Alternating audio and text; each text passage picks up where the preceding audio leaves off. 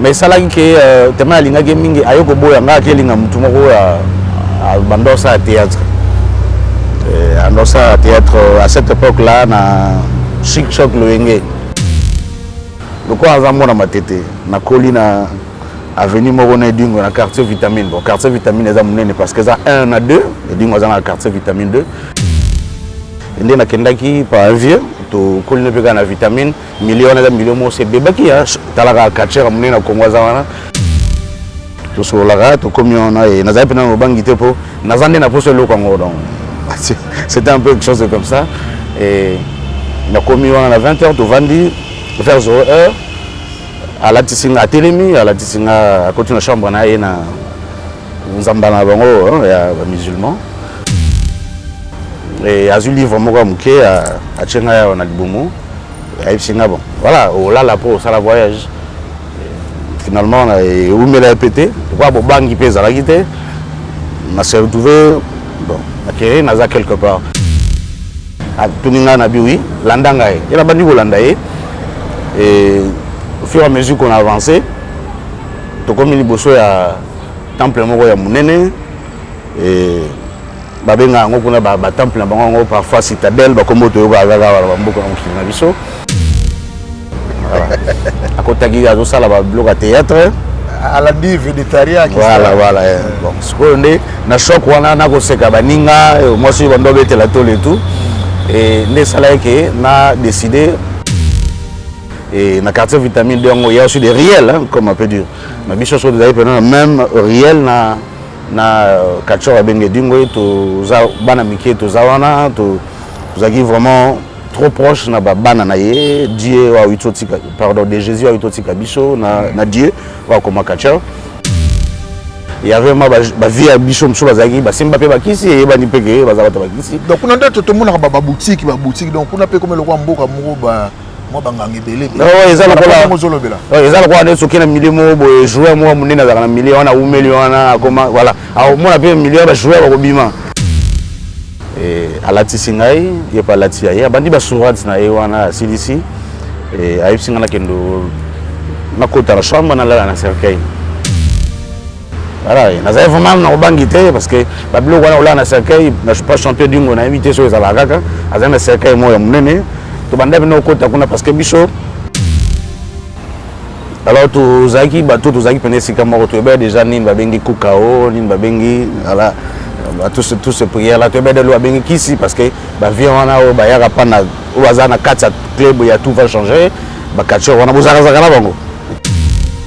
mais quelque part on a milliers ya sika moko bon contrairement ndenge bato musu basala la voyage na bango to musu na yoka ba témoignage que azaki so na mai so menga azaki vraiment na mona zo mona neti mokili neti ya biso et à Betty Porte fongami to koti de l'autre côté zaki batu de l'autre côté zaki batu ba fi balati ba après na koyeba ke babenga ba majorette hein comme biso to mona ba majorette na c'est la moi na koyeba ke kuna babenga ba majorette balati ba robe ba satin un peu à doré mais sauf que beauté na éclat nango ça rien à voir avec le monde ou tout net Congo je dirais nakenda pour tout te connaître ba ke na ville boy mais au moins tout le monde a une image mais je dirais plus que ça d'ailleurs et accompagner Haïti a psina telema on a télémi et liboso na ngai ezali na mutu apesi moi si mapesi mu Congo oya ngai tanga baluki a poussé un grand cri et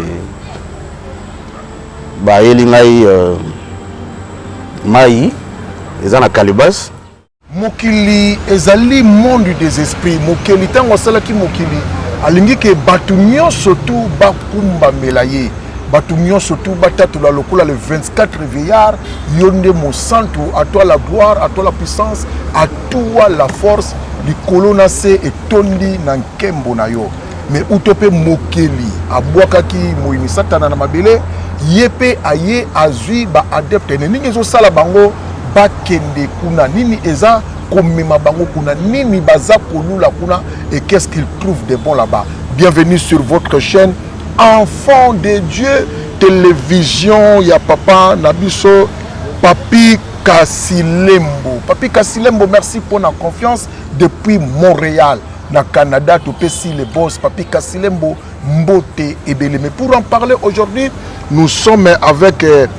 Papa Caleb Kimbeni. Quoi qu'on peut savoir ce témoignage nae azaka mutu lokola bino bobangate. Awa na enfant de Dieu télévision vous êtes déjà ya ko sepela mais tika to pesa déjà mbote na babone surtout ya chaîne na biso enfant de Dieu joli cop de la caméra ce que koki ko fungola pour que to découvrir na bino invité na biso mokolo malelo Papa Caleb Kimbeni. Bonjour papa. Oui, bonjour papa. Bonne santé. Oui, très bien. Par la grâce de Dieu, tout ça très bien. Zambazana Robatela. Lobby Zambazana Robatela. Ah, lobby le long Zambazana Robatela. Ok, d'accord. Tu as bien le lot pour te comprendre moi Mukele depuis Mukila Salaki Mukilinae allié pour ça na ezali bato o yakeli. Akeli biso na image nae puis na ressemblance. Donc on a quatre na biso bonzambe zali. Puis alobi nyonso to na pesi bino lobby beaucoup nzangwa pesi même moto nde apesa biloko nyonso kombo. Mais eloko ni ezo sala ke moto atika bokonzi o nzamba pesi a dominer a tonga pe apesa ba kombo lelo a pesa nzambe mokongo. Bon, merci pour la question est vraiment pertinente au ça la fait que peut-être je pense que ça me bon na résumé pour natango je dirais que na mukuse na loba que ça rise à satana. Alors il utilise sa rise et parfois na maye la zana ngo ya koleka o eza ya mabe et ça la que ako me mamoto na nzelo ya lingi na nzelo ya ye sans que moto a mié bateke ndena kende boye voilà. Et des fois aussi moto ayebi na ye ma yebi exactement ba conséquences mambazo luka ezanini eza bato ayebi vraiment ba conséquences ya makambo wana eza bato babimi po ba baza kuna tilelo ba lo bateka ya mabe po so ba komi ko za conscience alors ba obima. Donc la réponse est tout simplement que c'est la ruse du diable. Il utilise vraiment sa ruse. Dans le lingo, c'est impossible d'imaginer que aux salawana est négatif, ça n'a rien à voir avec des positifs. Donc c'est la ruse du diable qui nous amène à un niveau où tu vas comment. Mais la ruse nous a pas si mutu quand même mayele na boani ya comprendre ya koyeba mabe na malamu. Mais nous nous sala que malgré mutu yebi mabe na malamu le bin a biso ruse. Mais moi peut-être moi matungu élément moi malgré mutu yebi mabe na malamu a ça toujours na tendance à reconder vers le mal. Parce que notre esprit, parce que enveloppe notre esprit qui est à l'intérieur et là auto. Et la Bible nous dit que l'esprit a des besoins et des désirs contraires que celles de l'esprit. Alors c'est ça aussi ce qui nous amène que nous autres mes marabiso parfois molimo érotique elle a jamais accepté mais nous autres mes biso de ce côté-là. Donc tout ce que je peux dire c'est la ruse du diable et aussi papa to bundarana ennemi moko abundi il y a plus de 14 milliards d'années hein. À quoi ça peut battre l'équipe sur le makasi, l'équipe sur l'intelligence, l'équipe sur la sagesse et parfois l'équipe sur le pouvoir. Ma quoi ça bango azo bango comment et de l'autre côté aussi c'est quand on se laisse diriger par la chair et tout va toujours qu'on a. Tout ça va qu'on a parce que lorsque nous nous laissons diriger par la chair, tu peux déjà mbote na sœur Sandra Mwenge depuis Canada. Ce que tu comme na Canada yo moko parce que le but c'est la ruse. Ndobo kanga yone. Pour le binabiso la ruse et pour le binabiso la chair motazo céder na désir ya chair wana. Donc merci beaucoup papa. Histoire de la yime na résumé. Même na résumé kaka pour. OK, nazalaki na 6e humanité. Dans ça la examen d'état. Na kutanaki na moi smoko na linga mingi. Bamba aventure na biso ya kelasi tokutana na mwana mwasi moko et na komi kozala naye mais vraiment na souzaki basi muso na de côté na vraiment pendant za mingi naye tous mes amis bayebaki après un moment on a eu peu diplôme bon on a échoué na année ya liboso na sa examen état na échoué ye kumta pesa nga makasi pour que na bandela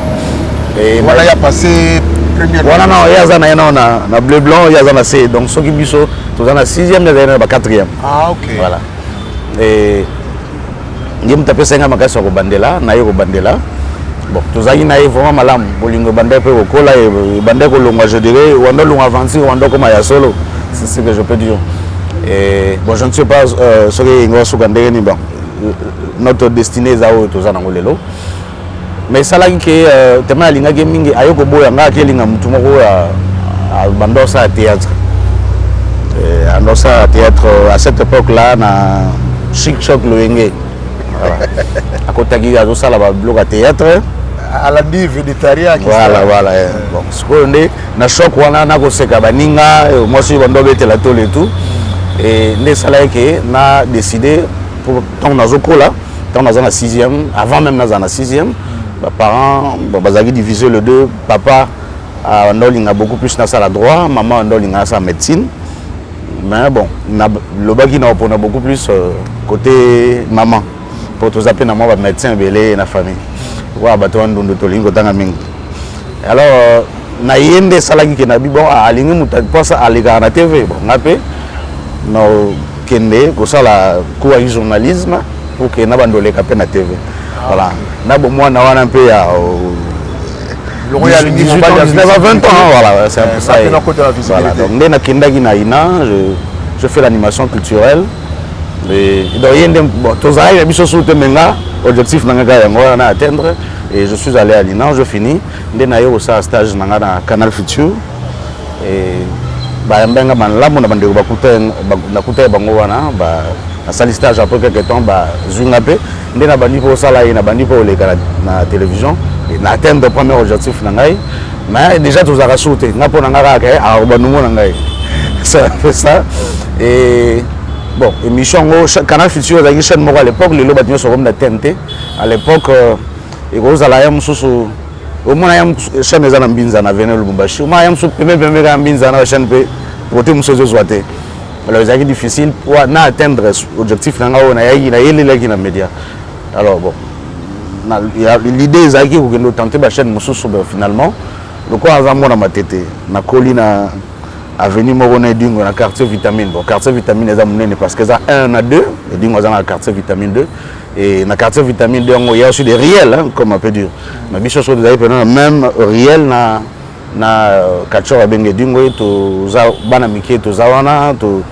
zaki vraiment trop proche na bana na ye Dieu wa utotika pardon de Jésus wa utotika biso na Dieu wa comme quartier. Alors tozaki bato tozaki pene sika moko to ebe déjà nini babengi kukao nini babengi voilà tout ce prière là to ebe de lo babengi kisi parce que ba vie wana o ba yaka pa na o bazana katsa club ya tout va changer ba katcho wana bozaka na bango tozaka na ndako ya tata ya champion Dingo soka voyager ke ya tikeli bino ndako na bana na yebo okota tina na loge na ya binga Bukavu na bito so changer kombo lelo na to bika ndobe nga Bukavu kala bo okota wana bo yiba milaso oyo za na kata ya Bukavu bo yiba milaso boki betela ngo donc c'était vraiment tant ba film Nigeria bandi ko gagner bisoto sito koli tozo tala ngonde wana tant à l'époque Tevan Couleur ezati na bandaka bato ezana bandaka ma bato bazwa champion Dingo zagi déjà cette époque là zagi mutu azagi na Tevan Couleur tonde otonda pa na ye donc toza bana na ye po ba parents na biso na ye ba yebanaki donc déjà moi et ma mbona ba kisi pour jouer d'abord invité au Canal Futur c'est trop difficile alors il fallait moi logo moko boye on a déjà même à ta betelo te mezali il fallait moi logo moko boye pour que invité bandi ma facilement et de deux il fallait aussi émission go yebana parce que na ben yebana kana Canal Futur c'est ainsi que na iko za la pousser ya kende ko zwa kisi pour que nazwa ba invité facilement donc son amoni boye la na za poso les gars atoza na ndima attaché nango pas ne zwa kate mais na yo monde ngo ndima pour les gars émission on comprendre te mais de l'autre côté aussi il fallait naza la succès naza parmi la chaîne oyo et la maka na Canal Futur bon et là on peut pousser qui biso beaucoup plus ça yango mais de deux aussi zala ki oyo kuti environnement moko ezake yo ngo bandaka émission beaucoup ke so ba bazala pe ba émission mona moi pembeni mais oyo za ba jega baninga na bino et tout ça alors nous sommes poussé biso que to la savon que to za bana oyo to kolina ndako Dingo qui c'est le bela biso le côté mais nazo qui c'est pas na été pour champion Dingo aza papa moko ndenga yebi biso bana roya ko poussa na pa na eto yebise ko na posa kisi en tout cas obeta yo kangi même ndako atindi mutaka benga ba parana yo ya isi bango nini oyebisi mais pourquoi ce gazo azo lingate bino bana oyo baninga bana na bano ba pembe bo sala ngo bazo protéger bino bazo tika bana musuba ko na bango na mampe bon toza abatele ba oya si photo lo bandengo abatele ba oya yaza papa abi ko bana na moli bango ndenge bazokola bazabana mke bamsuko botama miso na ye mais bana na ye moko ningo banoza na bango na apesa pe bango ba biloko non bon bayebi yango après tant bakoli hein ouais muso komi catcheur za tant koli papa d'ailleurs ndolinga ta comme catcheur bayebi yango tant bakoli bamoni amoni bazui matiote mais tozaki na bana akolinga ba biloko wana te ndé na kendaki par un vieux to kolina pe na vitamine million na million mo c'est bebaki ya talaka catcheur monena Kongo za wana il y avait ma ba vie à biso muso bazaki ba simba pe bakisi e bani pe ke bazaba bakisi donc on a d'autres tout le monde ba boutique donc on a pe comme le mboka moko ba moi bangangi belé oh ezala ko ezala ko ne soki na million mo bo joueur mo monena za na million na 1 million na comment voilà alors moi na pe million ba joueur ba kobima c'est de la même manière hein ezala soki na lufulu à côté hein muto simba ba balazali au moins pe na million ba to ba zaza ba biloko wana. Donc c'est comme ça aussi avec champion. Autant tu as déjà tout ça baringa babambu, on a commis catcher, on a déjà. Donc ce sont les milliards étaient influencés quand même dans ce cadre-là. Et voilà, on a qui pas il y a un vieux là musulman, on a dit on a bomoi, on a kena moni, na sololi na ye. Et puis il n'y a pas de problème. On a bagé déjà qui est Simba un musicien autant combo athée, ça sert à rien. Déjà tout est bigé, bah y a pas na ye, tout le monde a un musicien, bah y a pas na ye, on a kena pas na ye. Et t'as qu'il y a un leki. Il n'y a pas de problème. Au coquille aux ongles, le vendredi. Voilà, c'était un vendredi. Où il y a comme ça, tout ça là, tout ça la main, où sont ba bougie, où sont parfois Isha, où sont voilà, poudre na yango, où il y a nango tout ça là, où il s'engeli, tout est banal ça. Et comme le vendredi, na comme na zongue panaye, ouais, il s'enga qui na tout là la naïe. On a 20 heures, tout va dire alors déjà c'est un vieux,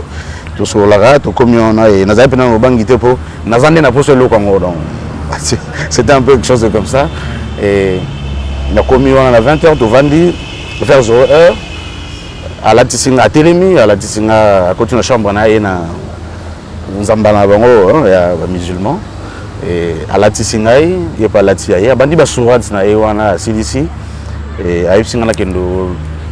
na kota la chambre na la na cercueil voilà na za vraiment na bangité parce que babilo wana ola na cercueil na je pas champion du monde na invité sur za la kaka aza na cercueil mo ya munene to banda bino kota kuna parce que biso tant tozo kola na laki c'est là donc temple na ba notika bana na bakibake bakoti na mepe na cercueil toza bano ya ye toza vraiment bano ya ye on faisait au bato bako sala te au soko koti wana ou landi biso peut-être tu peux mal te retourner voilà. Et biso za bano ya to zala ki pe soki ya zate tom to bandi mo kola to andolinga basi ni nazoloba au mona bokoti soki ya zate mutayo luka kisi bolo bibino ba disciple voilà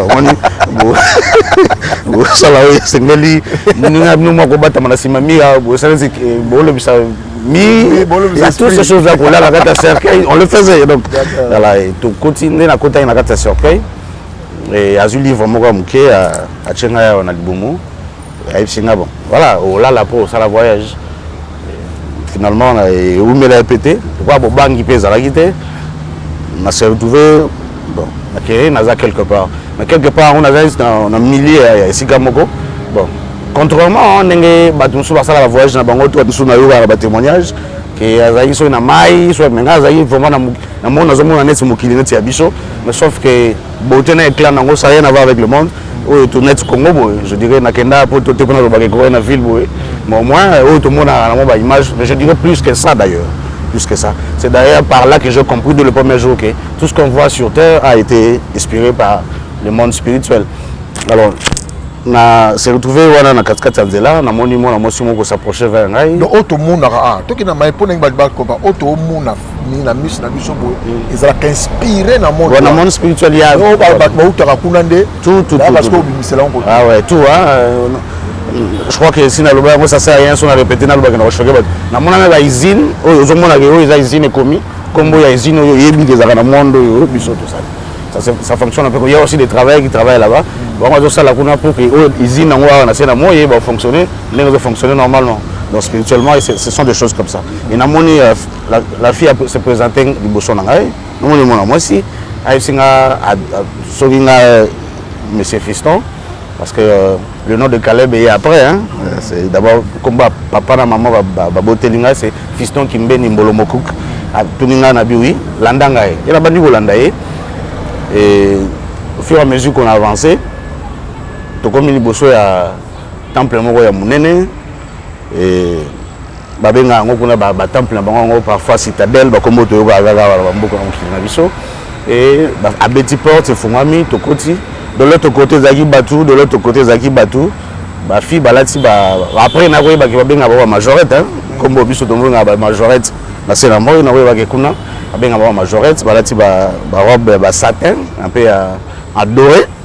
et accompagner ngai ti epsinga telema on a telemi et liboso na ngai ezali na mutu apesi mwana mwasi mapesi mukongo oya na ngai tanga baluki a poussé un grand cri et ba yeli ngai mai eza na calibas na nazomona mai yango zo bimisa milinga na kotisi maboko na subaipsinga so maboko na soko maboko apesanga kopo moi 555 et na meli mai donc c'est comme si vraiment on s'est retrouvé que si canine réellement nazali et la dame azaki liboso nanga a poussé encore un grand cri voilà ende atuninga na kombo nanga ipsinga so na yo lugani atudinga so na yo lugani na ipse que non voilà na yawa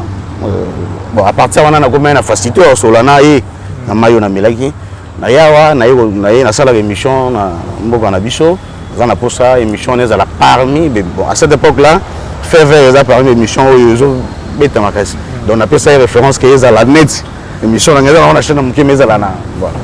eza la bongo et émission na ba pasteur ba ozaki émission à caractère chrétien en tout cas atala nani andi mo na chaîne na biso na émission na ngai et aseki alobi wana kuteza eloko bango ba bengelinga te ngana ke kuda na volonté na ngame bon yazo sanga ke eloko bango ba bengelinga te donc c'est quelque chose qui a été voulu planifié et tout donc on a que comprendre après étant na cause d'enseignement que tout ce qu'on pense parfois hein, tout ce qu'on pense tout ce qu'on réfléchit je dirais à 90% de ce qu'on réfléchit de ce qu'on pense de ce qu'on fait ce que salamina nzambete ezalaka poussé par les esprits et tout ça voulu par des esprits parfois il y a des actes aux ça na c'est la moi kuna ko ba oseka parce que bazo ko se réjouir na ndingo zo sala bon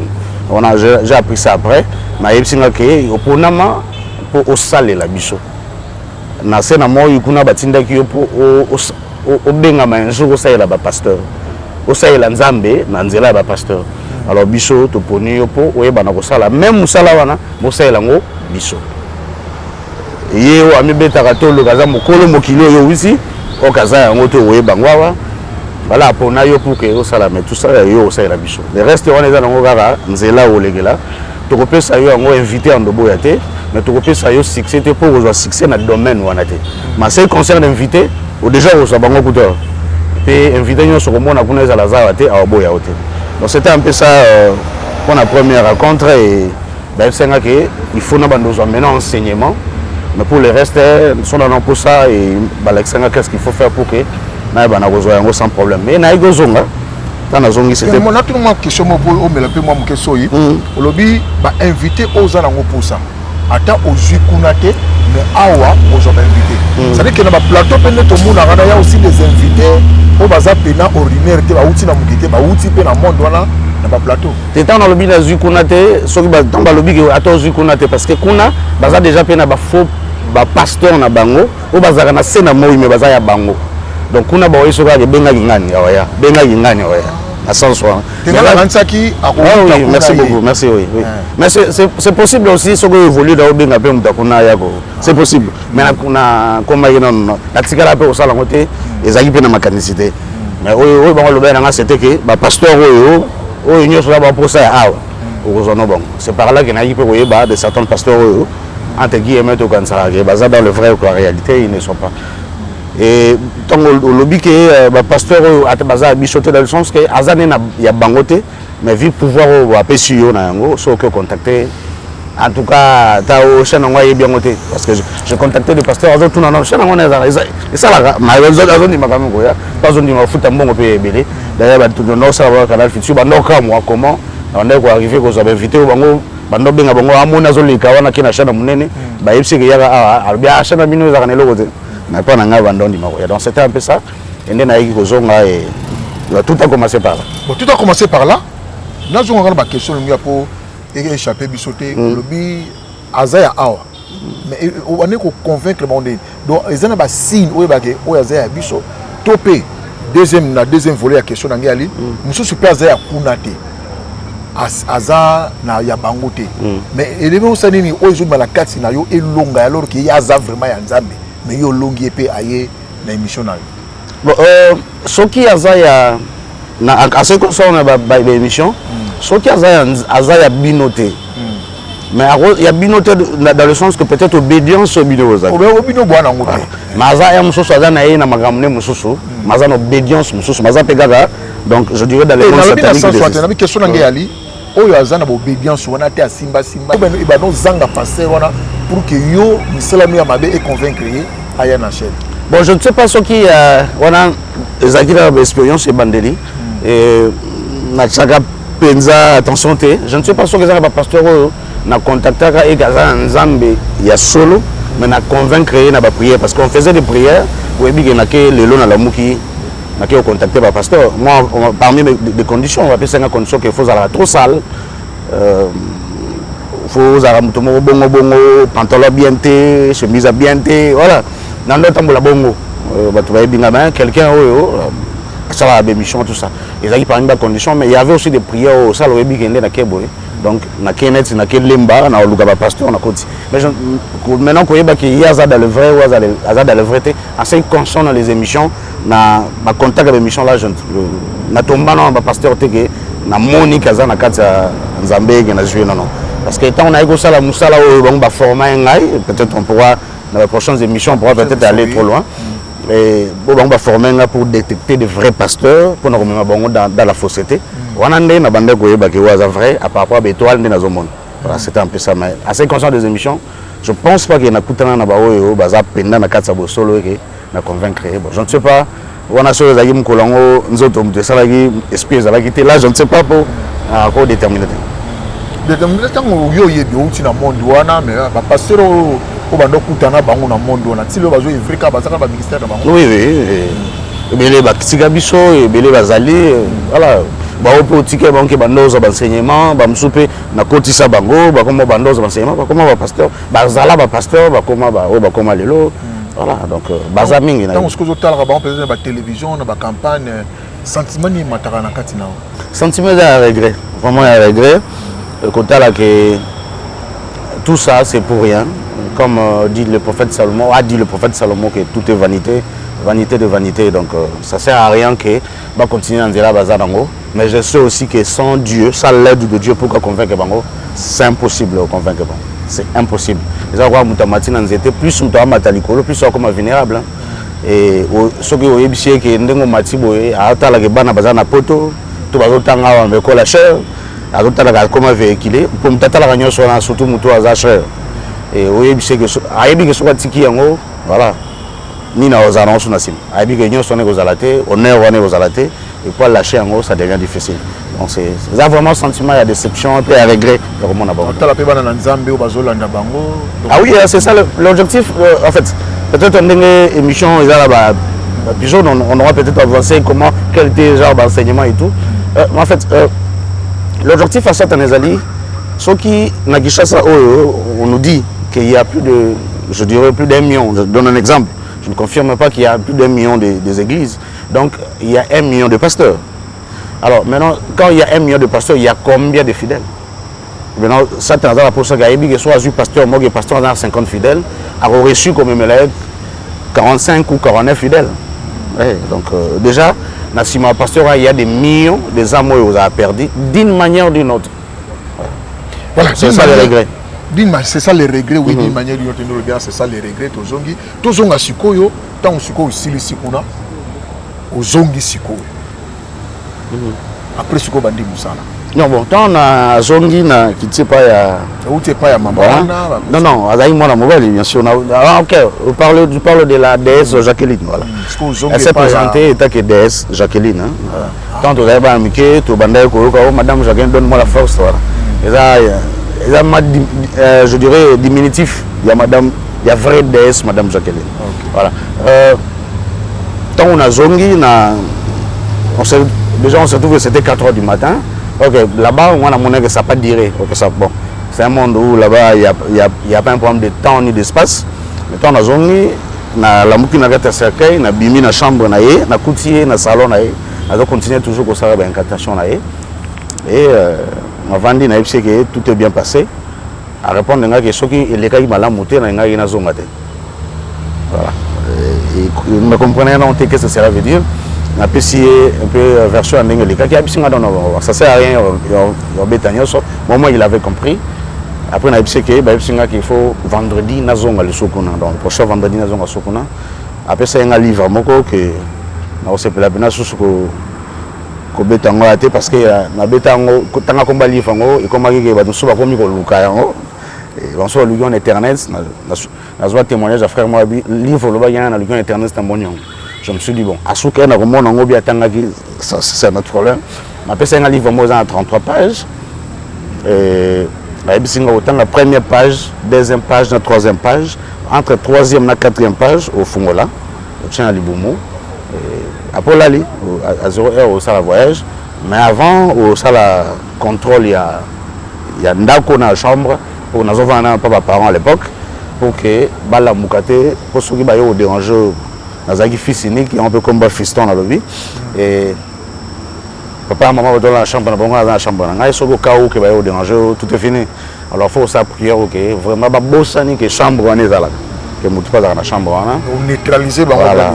dominer bango pour que ba sauter qu'est-ce qui se passe je sais pas bouger on a expliqué après au ça la voyage non c'était on est comme qui deuxième voyage comme qui voyage un peu d'enseignement et ba rencontre mususu mais première rencontre ezalaki wana et le solo nango et bandelaki wana de c'est comme ça que je me suis retrouvé dans le monde occulte on comment continuer émission aventure il y a 10 ans je dirais émission peli non bango kuna eloko ngana kende ko luka contact ezara rapide na succès ba c'est ngato peso succès pour se désorienter yo succès na o zo yango baloba bien nous sommes en 2006 mais ba succès na o zo en 2017 vous voyez un peu cet écart là aux en 2017 parce qu'il faut tanga faut zonga kara pour y avoir tanga mais on continue na ko sala ka bémission parce que la survie na en attendant invité nous souvent na posa na yo zo ezala awa na côté kuna donc natika la ginde na lobiawa ko contacter ben invité extraordinaire ya minene on a linga ya sona linga contacter en tout cas ya na ba on a linga na ngate mais pour na succès ba senga wana ozo côté succès ozo ndé na mambo yo ko sa la biso ozala so aussi si formation ozala tana donc encadre maître parce que tana ça en hébreu ça eza na katsa kabal juif eza titre comme Nene, voilà, et ça va le mualim, musulman ou pasteur, comme bon et au bando encadré et former un pasteur mission au Bandozoa, que Luka va vrai pasteur, comme il s'abango va faux pasteur. C'était un peu ça. N'engue au Kendaki Bongo, n'engue autant au quotidien l'environnement, il y a médias. Bando mona ke balonné basoka bazaka batunde ba sala ba kurezo kende banini l'autre ko lo baké na monde on a ya média na monde ya ba artiste pour mutu akoma même tout cas na niveau même ya kozanga contact facile na bato sans que asimba makambo wana c'est impossible pour na mutu na monde ya média na monde ka ba artiste à accéder na ba contact facile de ma grande personnalité ça vraiment facilité je ne dirais pas que ça sans que akende na nzela wana je ne dirais pas que ça difficile non nous avons pas mission sur dans nos talents c'est à nous maintenant au service des autres maintenant pour que dans notre talent on ait gang et je sais qu'on a eu quelque chose je dirais tant madame wana tant na ici madame wana qui na eu Lucas succès à ce qu'il y a singa kama maboko na kanyima boko esinga banda ko photo ngobo les exercices mutupe wala ndabiso ko sa non plus aux photos bondo ka chaleur na boka tuna ngo yoki ni na ki chaleur après répondre nga bi chaleur on ozoluka ozana ngo kati na yo soki ko miyebi chaleur on est obima le premier examen maintenant ko miyeba o yozali eza comme net ba Lionel Messi ba Cristiano lelo ba dans le monde entier bazana respect so kayena na mboka na biso angamona président amona peut-être na ba difficulté belete parce que il a mis au monde au service des autres les dons les talents que Dieu lui a donné mais ce don là et les talents là ça va te bérer ba l'élection ka bo eleki a ba ni peut-être besoin ba ndeko to kolana bango ba tant de temps na ba kela si besoin lo ba ke oya za grand joueur mais lelo autourner ba comme mécanicien ouais donc don là na talent on eleki na ga boye sans peut-être ganga na mishabat parce que pour que ganga il faut chaleur wana et la muka alors ba mingi dans le monde voilà aucun peu de l'autre côté tout à part ça les kunande ok na kogangi sango pour nando ok na ko utiliser dans le mal ok ko diminuer le vrai talent ok c'est dans le Seigneur que talent nando ko ganga et au service des autres dans le côté dans le bon sens d'ailleurs. Mais dans le bon sens mutako ko miye bandingi parce que lobby il faut au miye banane parce que mingi ande nzamba sala baki déjà toujours ko fa pour ko zanga ko yeba mutu po miyeba naturellement bon il faut ça la ni. C'est d'abord il y a comme yeba rôle na yo na scène moi ezanini et ça l'enseignement moko ba pesa biso un peu de ce côté là babi nzambe tango akuta na Moïse apesa qui est mission ayebisa qui mission ayebisa qui rôle na ye osala et tango lati rôle wana et Moïse azalelo parmi les prophètes majeurs parmi l'exemple biso photo landa dans la foi ezali oyeba rôle na yo a jouer moni même bande reçoit jouer ba théâtre ba obenga ya ye mais voyez ce rôle to pesi yo jouer ça oyo maintenant il y a yo qui o ba pesi maintenant oyo za kati na ye talent wana voilà et au sala que rôle est amplifié rôle o ba pesi d'abord c'est de savoir oza nani obengami pour sala nini et ami balé c'est que je donne talent wana ko tchanga Jésus-Christ car seul Jésus-Christ nda ko exercer akoko tindika biso to exercer notre vrai talent. Merci la sœur Esther Kadimwana Oazolanda biso et puis la sœur Charlène Diakese na Canada. Sœur Charlène Diakese to pesi mbote belé merci ndingo partager ba vidéo na biso pe ndingo soutenir chaîne na biso depuis Canada. Mais loko moko nazonga mwa mukepo oza to ke déjà na fin à première partie na biso. Olobaki bino déjà bana pour bana ko kende kokota. Ya moni na ba parents, il y a par exemple des parents comme ça baza vraiment na même mis sur bana te. Batika bana bakota kota na banda ko nyonso batika bana mutu nyonso tambula na ye tout ça là nini okoloba mwa muke wana pona ba parents poto ko ina oza déjà fait la première partie. OK, merci beaucoup. Tout ce que je peux dire naza lelo moboti pour ngai no le bageza regretter ba parents na nga ba sala mabete nzamba yebaki pourquoi na uti mboka na 2 ans na Idiofa na yoko se retrouver directement na ba parents na quartier vitamine 2 nzamba yebaki ke dinga vanda wana nzamba yebaki o na kozala lobby nango. Je ne regrette pas du tout parce que esenga ina lika wana pona za na connaissance na za nango esungaka nga na famille na nga na bana na nga pona yebaki oyo eza loko yo sala oyo loko sala te oyo loko eza lamba ko lata oyo loko ko loba oyo mission tala oyo clip donc nzamba sunganga na yango parce que soki na lika banzela te na nga za la o na za lelo te lelo kutu na komana na banga na voilà na msuko bon mampuko madame nanga kamo Canada ko mais à l'époque on a fait un peu de choses bizarres mais vraiment conseil na opesa na ba parents mususu parce que ozala nzela oyo lingi mwana lekate to pe kozala nzela oyo ko bebisa mwana soki biso nzela oyo esungi biso pour comprendre certaines choses parce que lelo kala no bien malchance pour na lekaki kuna lelo mo bien ngo chance grâce à Nzambe parce que et pas Nzambe chance il y a que la grâce mais conseil na opesa na parents ils doivent savoir que tous en 3 milliers aux éducation c'est l'éducation de base c'est la famille et famille on est affecté directement dans milliers d'environnement au moins la c'est très important il y a koponesika oyo on peut ça conseil oyo musicien muneno à la musique moderne à vandité joueur au aibani à vandité au boyebité clairement au cacher au nganga ou tout ça au azaso aux chrétiens ou tout ça il faut éviter tous ces milliers là parce que au lingolingate d'une manière d'une autre et là quand liboso ba senga kana mutu wana za élevé sur le plan spirituel il faut avoir contrôle il quartier il faut aller ba gérer quartier pour qu'il y a continuer à dominer donc automatiquement tant qu'il y a gérer quartier tous vos enfants sont identifiés dans le monde occulte et le diable azana kota la o eza bétoile na bango pour qu'il y ait ko empêcher parce que ça t'a pour na ezala que akoye baté que papa na biso ndenga za boye lobi awazala obstacle munene que muto a déranger ça t'as pour atteindre l'objectif na été ils appellent la biso journaliste ton de on a biso quand même dans cima ça ton oye baté que ça réellement mais au moins oye ba que vous en attend nini le lo abongo ko sala au moins oye ba que sans qu'il be vous ala nani voilà maintenant ce quoi ça là déjà faut ka bon ma génération wana déjà à na contrôle nango po bato ba échapper été bato ba yeda kaeza bato ba biso héros da sala kana na bana voilà ba éviter moi non exactement aza wapi ndenani ouais pour ba mage ba bungi non c'est ça l'histoire maintenant il faut éliminer cette génération là yaban c'est ça le diable et il fait comme ça et c'est trop dangereux kotika mwana za bovanda bokende foot là. L'apôtre Paul nous dit que la nature elle-même ne vous enseigne-t-elle pas. Donc la nature étant que de parents que nous sommes, la nature doit nous enseigner. L'église aussi, ça sert à rien beaucoup foutre la côté parce que tout ça ils abandonnent à diable et ils prennent le contrôle de tout. Voilà. Mais sur le plan territorial, comme vraiment ce que nous sommes pour la deuxième question, partie Goya, na ba territoire na ba veni na biso na ba commune Tovandi, est-ce qu'il y a des signes où bato na ba tiaka pe ya reconnaissance pour ceux qui ont ah na moni loko yo aux esika ya kokota te. Oui hein, donc nous répondons normalement beaucoup ça mais on sait que surtout salut pendant toutes les missions sur des signes et des symboles parce que nous les savons na ba signes na ba symbole. C'est très important qu'on en parle mais mingi zali bandako ba construction bandako parce que dans le monde occulte bakoko tinda bato na bango ba esi bango que non bokende bosomba mapango esika boye na quartier boye yoko tonga yoko sombe esika boye yoko sombe esika boye yoko sombe esika boye juste pour na bato ba bazo luka pour bato na baza les éliminer sur le plan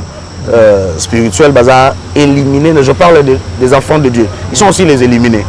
et bazo mona ki bazo déranger biso monde to vaza boto na muleliti mais minda ezo pela to mona ngodi yoto o eza pembe na ngoto zo mona te alors minda na comme ezo déranger biso bokende bo entourer minda na pour étouffer minda. Donc il y a des constructions qui se passent comme ça et vraiment c'est trop dangereux. Bon, la meilleure des solutions c'est de rester entre le Seigneur même si il y a moyen Zambaba et la bicho mais nous allons faire une émission comme ça avec des signes et des symboles. D'ailleurs Nazar aussi très à l'aise parce que j'aime ouvrir les enfants de Dieu sur ces choses-là. Voilà, jolie copie. Il y a MMA, il y a Emerald, papa na Evan était derrière la caméra, tout qui cause la bongo na papa Caleb Kimbeni. Tout ce qui n'a pas continuer à s'abonner vraiment na chaîne Nabiso Enfant de Dieu au ciel télévision officielle pour Awa Soucié Zali avec papa Papi le boss Kasilembo, le boss Papi Kasilembo pour ça Nabiso Zali bana na Nzambe tokende au ciel bana na Nzambe to lungona molili to kota na mwinda kande tolobi bon continuer à s'abonner. Ça c'était la première partie avec votre serviteur Gauthier Kasongo business ya bato ya Glody Luka Langangu métis noir la magie de l'amour le visa du paradis Nganabino de Tokutani toujours à la même chaîne avec jolie copie. Check au prochain.